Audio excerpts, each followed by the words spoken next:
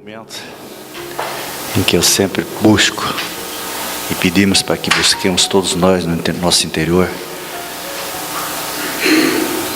aquela elevação necessária para a prece. É um momento divino em que nós, necessitados aqui nesta terra,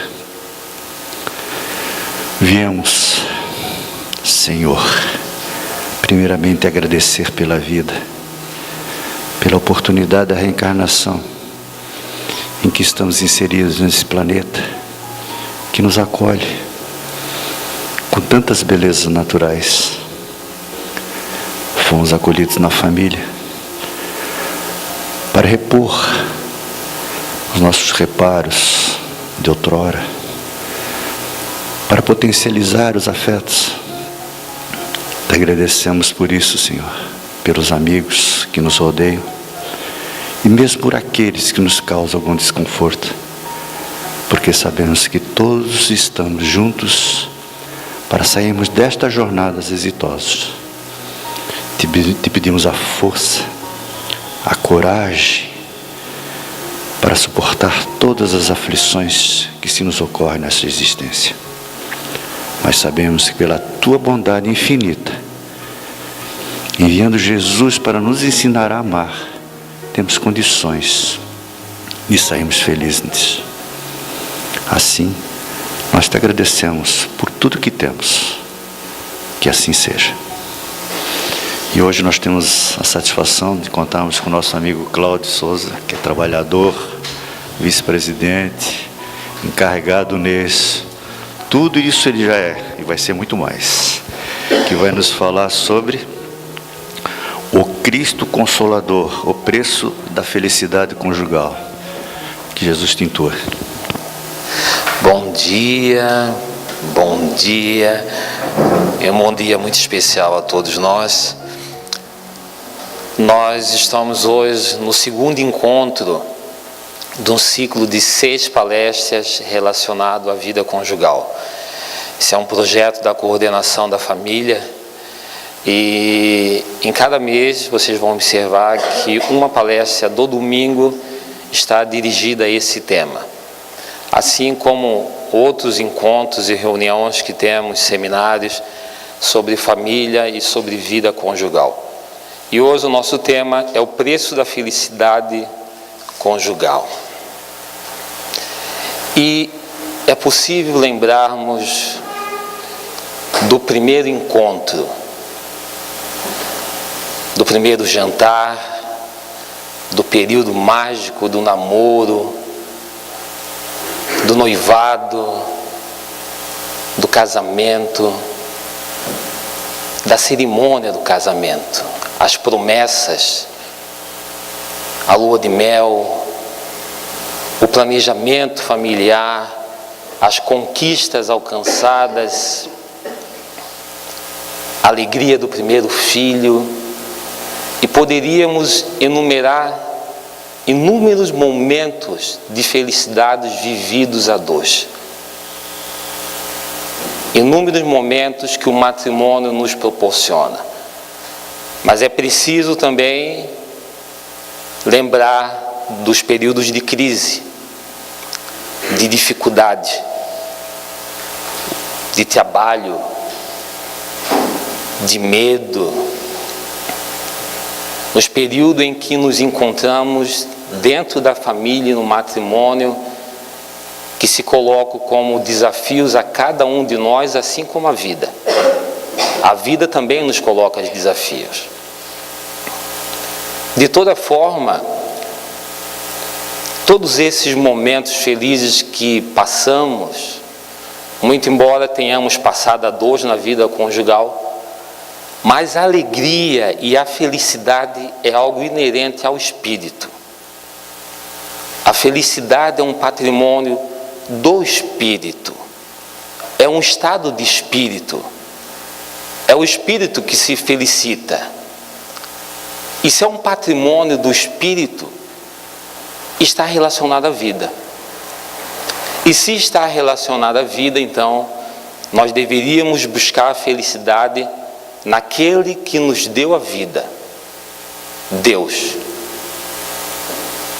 E buscar a felicidade naquele que nos deu a vida é observar as suas leis.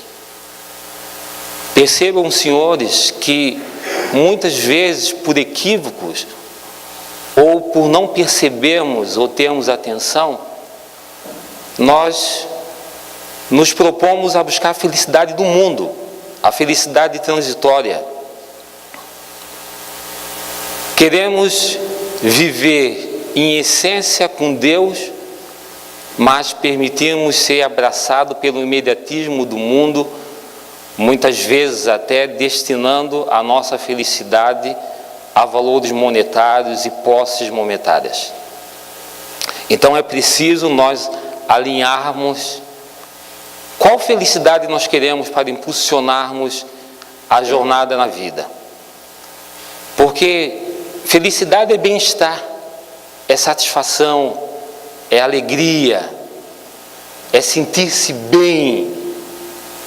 E daí nós precisamos criar então uma base para que nós percebamos as felicidades transitórias e enganosas e a felicidade que nos liga ao Criador.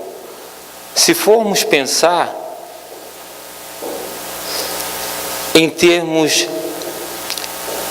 de lei, qual era a felicidade de Jesus e dos seus apóstolos?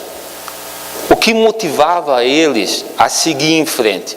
Porque a felicidade é um fator motivador, é um fator que nos impulsiona.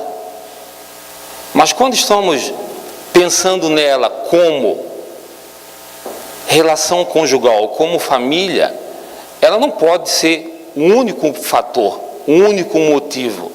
Haja visto estarmos inseridos nesse contexto do qual falávamos. Mas o que motivava Jesus? O que motivou Jesus foi o sacrifício? Foi ser zombado? Foi ser ignorado? Foi ser perseguido? Ou foi a sua meta? O objetivo maior? O que motivava Jesus? Era o cumprimento da lei de Deus. Dizia ele ser enviado de Deus e que estava vindo cumprir a lei de Deus.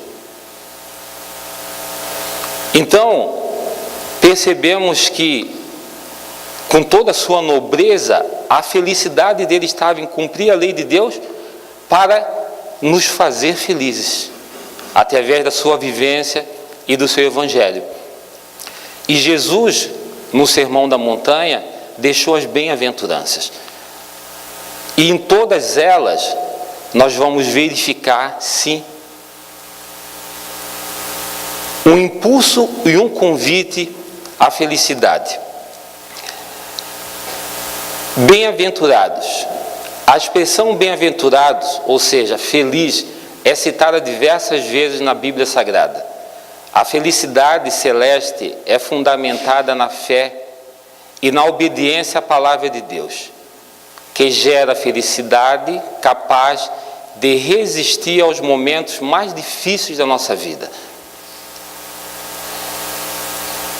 E Jesus vai dizer: bem-aventurados que choram, porque eles serão consolados.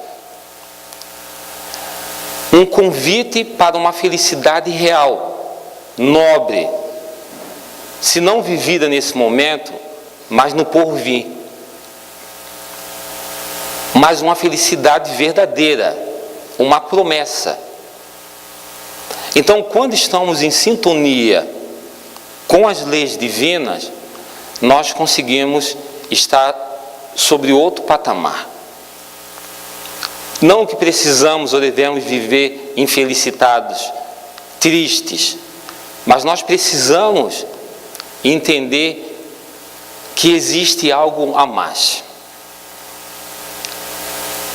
E que existe um consolo, e esse consolo foi dado por Jesus. Então, baseado na doutrina espírita, o casamento é o reencontro de espíritos para se auxiliarem mutuamente. Também é um compromisso de crescimento a dois. Ele representa um alto estágio da evolução do espírito. É um compromisso moral dos cônjuges, assumido perante o altar da consciência, no templo do universo. E nós poderíamos citar diversas outras questões. Na questão 295, 296 do Livro dos Espíritos, o Sr. Allan Kardec vai falar da relação conjugal, do casamento, como sendo objeto de uma lei natural que contribui para o nosso crescimento, da mesma forma que contribui para darmos a nossa parte na obra da criação da vida, na perpetuação das espécies. Então o matrimônio é muito mais do que a felicidade transitória.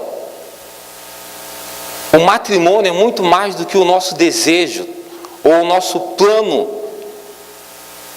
ou as nossas pretensões íntimas. O matrimônio é uma perspectiva de evolução, onde de forma mútua nós compreendemos e esperamos ser compreendidos. Nós doamos e por muitas vezes recebemos. Mas a todo tempo nós estamos caminhando em paralelo com a lei de Deus. Na questão 298 do Livro dos Espíritos, os Espíritos falam que os relacionamentos felizes, eles se dão na pátria espiritual. Que aqui na Terra nós temos, ou nós vivemos, felicidade transitória, felicidades superficiais. Haja visto que a maior parte da felicidade, diz os espíritos que encontramos na relação, é pela afinidade de gostos, de desejo. Mas a felicidade real está no mundo espiritual. Martins de Peralva, na obra Estudando a Mediunidade, ele vai falar de 5 tipos de casamento, e a gente já falou aqui outras vezes, mas ele vai falar dos casamentos afins, que são aqueles onde os cônjuges possuem um grau de simpatia tão grande que transcende a vida corpórea. Ele vai falar nos casamentos transcendentais, que são os afins, mas são exercidos por espíritos nobres. Ele vai falar nos casamentos sacrificiais. Daí a gente pensa, esse sou eu, né? Olha o sacrifício de viver com aquele homem, né? Olha o sacrifício de viver com aquela mulher.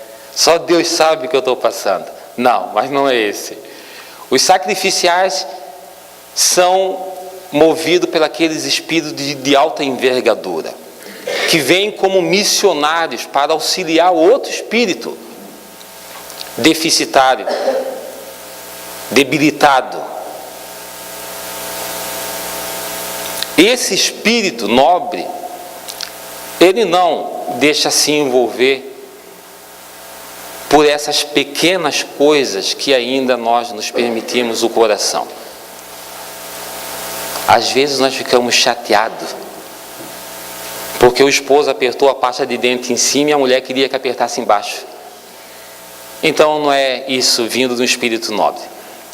Mas o Martins de Peralva falou dos casamentos provacionais, que a grande parte das relações na Terra são os casamentos provacionais. E provacionais vem de quê? De provas, de testes, de paciência, de resignação, de doação, de dar aquilo que talvez em outra oportunidade tiramos. São os provacionais. É a maior parte dos casamentos aqui na Terra. Então, percebam, senhores, que dentro do contexto que nós estamos colocando, é preciso nós alinharmos a nossa origem, a nossa ligação com Deus, o que estamos vivendo e aquilo que buscamos. Então é preciso e é possível sim encontrar felicidade, mas talvez não essa felicidade que nós pensávamos em encontrar. Então, Raul Teixeira vai dizer, na obra Vereda Familiar: são poucas pessoas que adentram as experiências do matrimônio no mundo, portando as noções reais do empreendimento ao qual se ajustam. Não temos consciência ainda, ou muitos não tinham e agora começam a adquirir em função da sabedoria que vai se juntando à nossa bagagem vivencial, mas pela vivência, pelas provas. Então, muitas vezes, um engano vem à cabeça de muitos, porque eu não sou feliz no meu casamento, eu não sou feliz com a minha esposa, eu não sou feliz com a minha vida, porque nós podemos utilizar essa reflexão para a nossa vida também. Mas eu não sou feliz. Eu não sou feliz. E a família? E o cônjuge? E a causa pela qual eu encarnei? Então é preciso nós refletirmos sobre isso para que esse pensamento negativo, esse sentimento negativo, esse verme não venha tomar morada no nosso coração e nos trazer cegueira, porque grande parte dos nossos equívocos é pela cegueira, e Jesus falava isso, que muitos ouvem, mas não entendem, veem, mas não compreendem. E para enxergarmos essa visão e a visão de vida divina sobre a nossa relação, nós precisamos nos livrar da cegueira. Viver requer esforço, requer sacrifício, requer doação. E quando eu estou falando em viver, eu não estou falando de forma restrita ao casamento.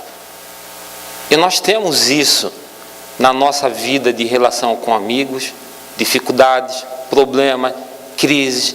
Nós temos isso no nosso trabalho, dificuldade, problemas, crises. Nós temos isso em relação ao nosso corpo, dificuldade, problemas, períodos críticos de doença. Nós temos isso com a nossa vida conjugal. Nós temos isso com a nossa relação com os filhos. Problemas, crises, desafios. Pensa no desafio, você entender um filho adolescente e fazer ele entender você. Então nós vamos ter dificuldade, problemas e crises também na vida conjugal. Mas a felicidade, ela pode ter morada sobre o outro aspecto. Por exemplo, na nossa força de resistir, da nossa força de não abandonar, da nossa força de persistir, na nossa força de suportar, e por que não suportar? Na nossa força de seguir em frente e não deixar adoecer uma relação, uma família, não deixar adoecer inclusive o desejo pela vida. A nossa felicidade pode estar aí. E quando nós chamamos o Cristo, E refletindo sobre as bem-aventuranças, ele vem dizer: bem-aventurados os aflitos, porque eles herdarão o reino de Deus. Bem-aventurados os que choram, porque eles encontrarão o consolo. Bem-aventurados os brandos, os pacíficos, porque eles herdarão a terra. Bem-aventurados do meu Pai. Bem-aventurados a todos nós que com dificuldade, com lágrimas, com choro, com abdicação, estamos nos esforçando para dar a nossa parte, para fazer que a família seja uma obra construída sob a rocha, que não ceda ao primeiro vento do descontentamento, da discussão, do mal entendimento. Porque quando Jesus disse que a casa era sob a rocha, a construção sob a rocha é mais árdua, leva mais tempo, dá mais sacrifício. E ele disse: aquele homem prudente que ouve a minha palavra e a cumpre, ele ergue a sua casa sobre a rocha. E aquele homem imprudente que não ouve as minhas palavras, ele construiu a casa sobre a areia. E veio a chuva, o vento, e a carregou. Então, não é uma ideia que temos que viver sofrendo a dois. Até porque a doutrina espírita, ela nos esclarece que o objetivo da relação é para que nós cresçamos, para que nós evoluamos, e não atenuamos ainda mais as nossas faltas e as nossas dificuldades.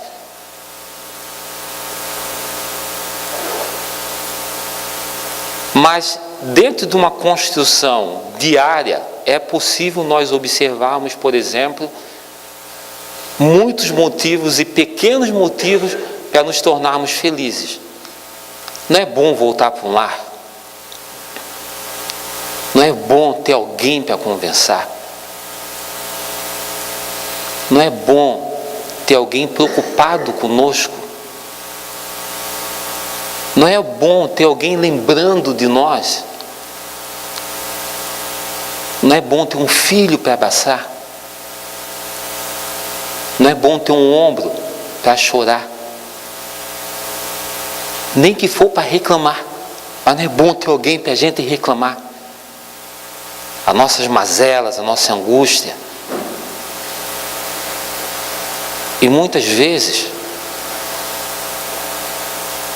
nós não damos valores a essas coisas porque nós a temos. Porque quando você não tem, você sente falta. Eu estou vendo alguns casais abraçados, pedacinho assim. Não é bom ter um braço nesse friozinho para abraçar? Que coisa boa, né? Mas o Rodolfo Caligares, e esse nosso trabalho está baseado na obra de Rodolfo Caligares. Ele vai dizer que existe um preço para a felicidade conjugal. Existe um preço para a felicidade conjugal.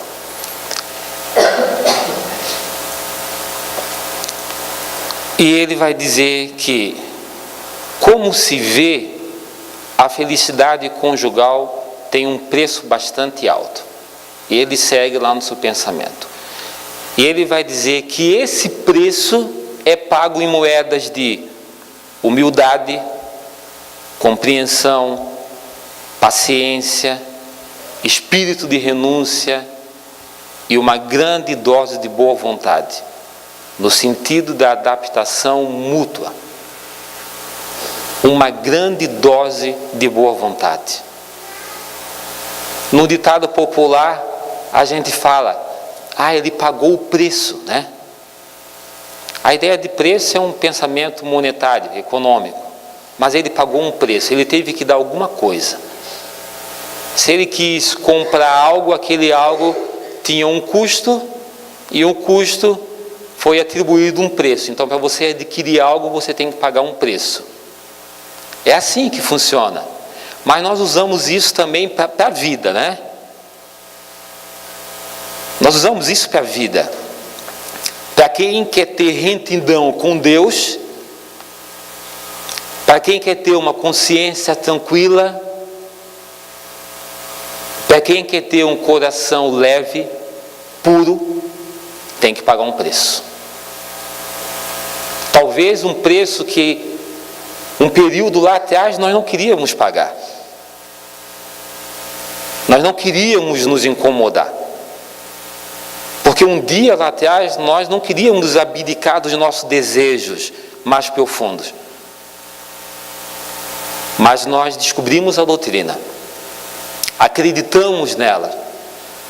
Muitos conhecemos Jesus pela doutrina espírita.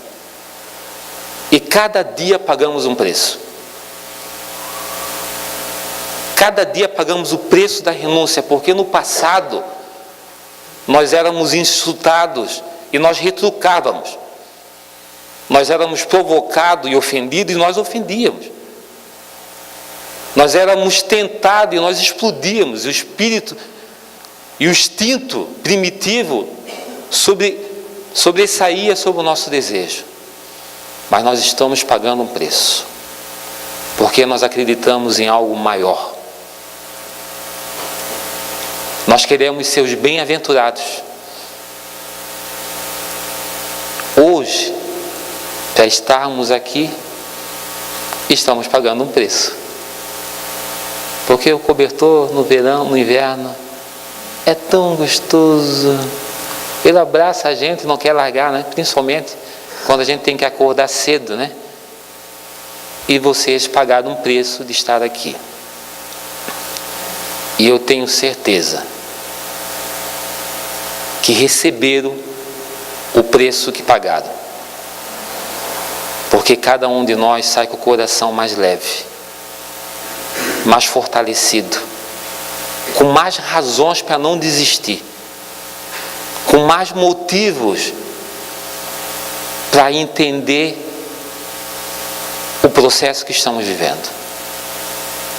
Bem-aventurados aqueles que ouvem a minha palavra. Bem-aventurados aqueles que me seguem. Bem-aventurados aqueles que de forma muito amável doam o seu ouvido, os seus olhos, estendem as suas mãos e me seguem, servindo assim como eu servi. Que cada um de nós possa encontrar a real felicidade de dar. Porque esse é o sentido maior da lei de Deus. Servir, dar, fazer o outro feliz.